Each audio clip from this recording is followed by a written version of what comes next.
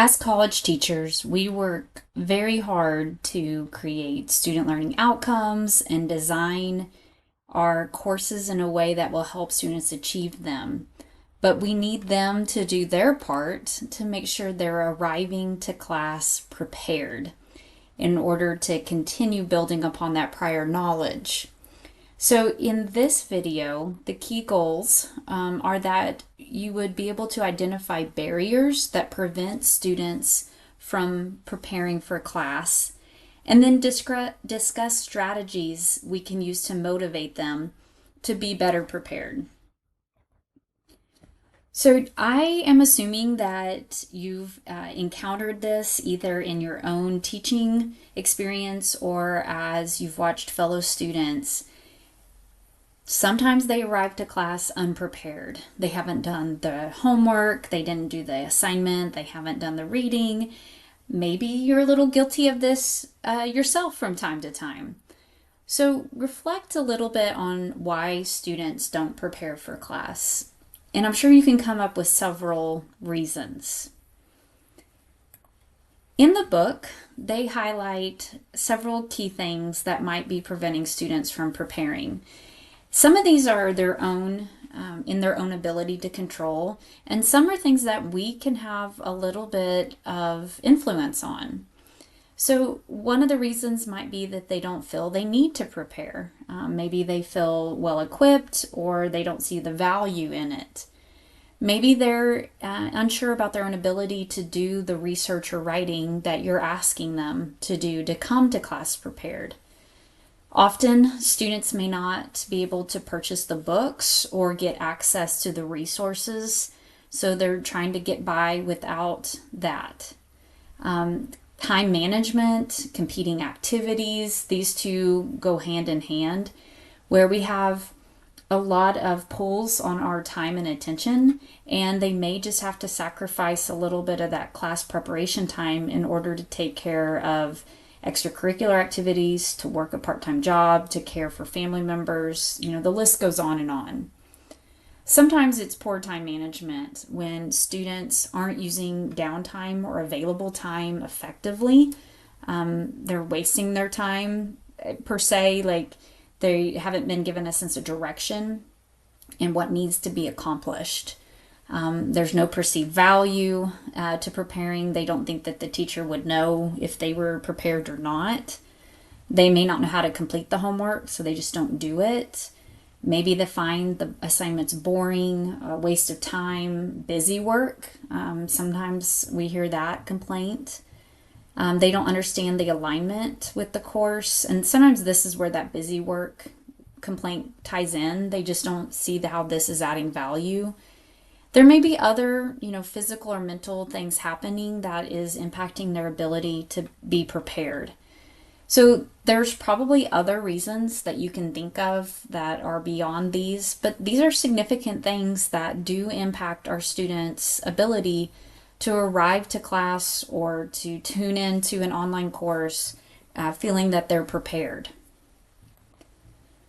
So the next thing I want you to consider is, well, what can we do about it? What can we as college educators do to help our students come to class prepared, and what are those strategies we can use? The book highlights many of these, and I'm going to summarize these.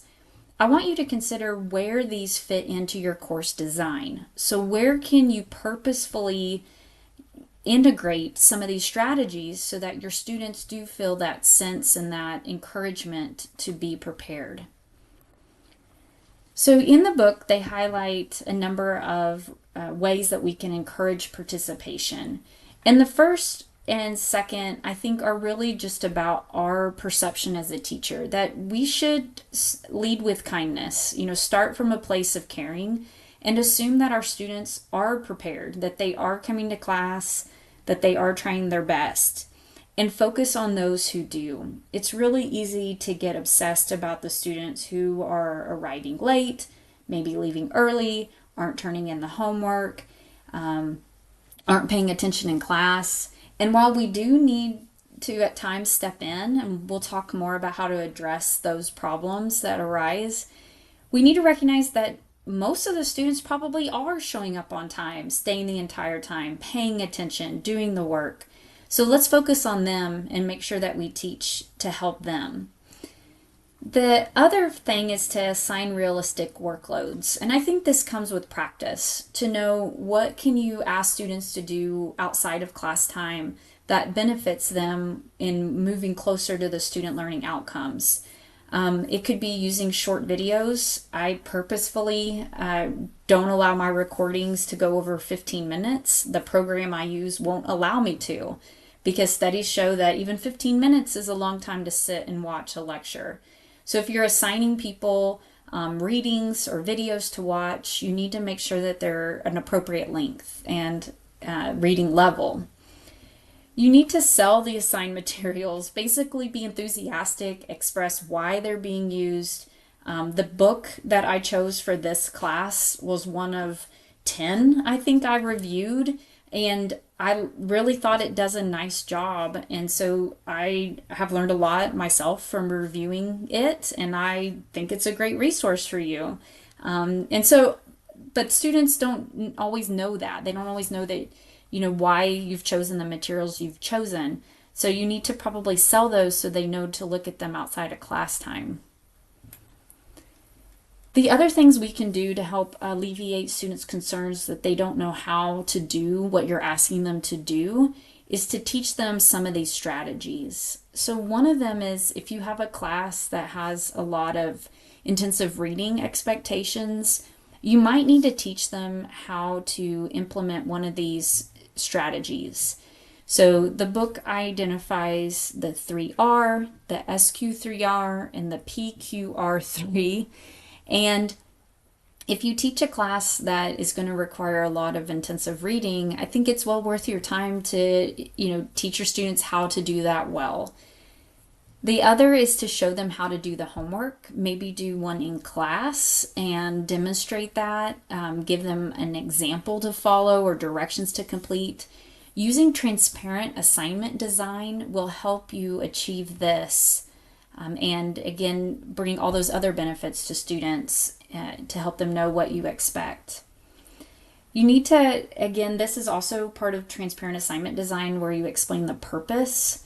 So why, what do you hope that they learn from doing the homework? And it could be some of these ideas here that are explained in the book. And then finally, you could require students to review the materials. So don't just assume that they're building in time to do that review and that retrieval rehearsal. Maybe it's that they have to complete a homework written exercise or summarize a reading, draw a graphic. There's many techniques you can use to help students review and continue to practice learning the material. And then by doing so, they should arrive to class more prepared. And again, the book goes through a number of strategies for homework, quizzes, in-class activities, and recitation. And I'm not going to read these all to you. What I want to highlight is that these are things that you should be considering as you develop a course syllabus. You should be thinking about the activities that you'll assign as homework, and then those that might help benefit a future assignment. Are you going to implement quizzes? If so, how often? What's the point value? Do students get to drop one? All of these questions we need to be considering as we're developing a course syllabus. The worst thing is to try to do it on the fly while you're in the middle of the semester. So also consider in-class activities. I allow my students to have their laptops, but at 15 points in the semester, we do an in-class activity. It's built into my syllabus, into the point value. They are very quick, easy to grade assignments that students complete during the class period. And to me, it ensures that they're paying attention, they're learning what basic skills that I need them to learn, that they'll practice on an upcoming assignment, and it keeps them more engaged. I don't teach a recitation class, but the book does highlight that. So if you have opportunities for students to come in and discuss materials, then there are obviously ways you can hold them accountable to do so. All of this sounds great, but it is a lot more work for teachers. But there are ways to manage your workload. So some of these might work well for you. I admit I don't use all of these, but there's things that I've picked up over the years. Like I provide grades for completion instead of checking all the work. I will scan those in-class activities and see, okay, did they attempt it? If they really messed up or made major mistakes, I'll point it out, but I won't take off points. You could reduce the number of major tests and assignments so that you're not doing as much. I have 4 major writing assignments in my class. That helps me manage my grading, and they're spaced out. You could require and collect all homework, but you don't have to grade it all. You could use more active learning so that students are working during class time and you don't have to spend all that time lecturing. I don't know if that always reduces your workload because, as we know, leading good active learning requires some input from you. And from all of these ideas, what I want to emphasize is that you should be planning this and building this into your course design. So don't wait until the last minute to go, oh, yeah, I should be having quizzes.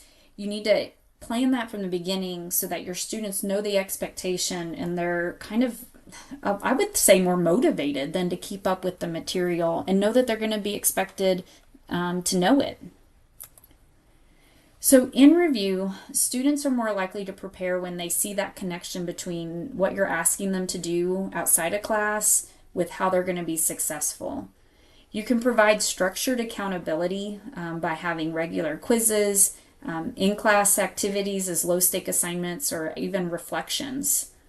You can model enthusiasm for the course material. If you're excited to read it, hopefully they are like, well, let me check it out. And then offer positive reinforcement and feedback to build consistent preparation habits. And that feedback loop really will help them feel like, okay, I should be preparing because my instructor's going to look at this, and then I'll use that to keep improving and learning in the class.